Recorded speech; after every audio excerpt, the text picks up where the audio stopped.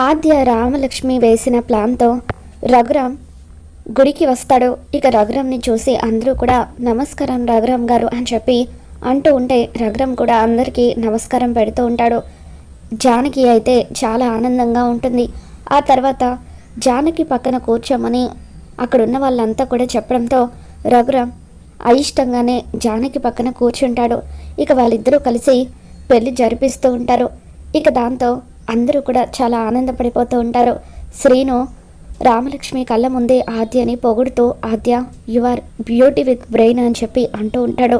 ఇక దాంతో ఇదంతా చూస్తున్న రామ జెలస్గా ఫీల్ అవుతూ శౌర్యను గిల్లుతూ శౌర్య పక్కనున్నోళ్ళు భార్యని పొగుడుతూ ఉంటే మీరేం చేస్తున్నారు, మీరు కూడా మీ భార్యని పొగడండి అని చెప్పి అంటూ ఉంటుంది.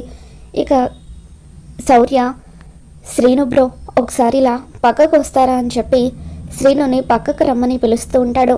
ఇక దాంతో రామ శౌర్యను చూసి మూతి ముడుచుకుంటూ ఉంటుంది. మొత్తానికి రఘురామ్ రాకతో జానకి రఘురామ్ ఇద్దరూ కలిసి జంటగా పెళ్ళిళ్ళైతే జరిపిస్తూ ఉంటారు. మరి ఈ వీడియో మీకు నచ్చినట్లయితే తప్పకుండా లైక్ చేయండి.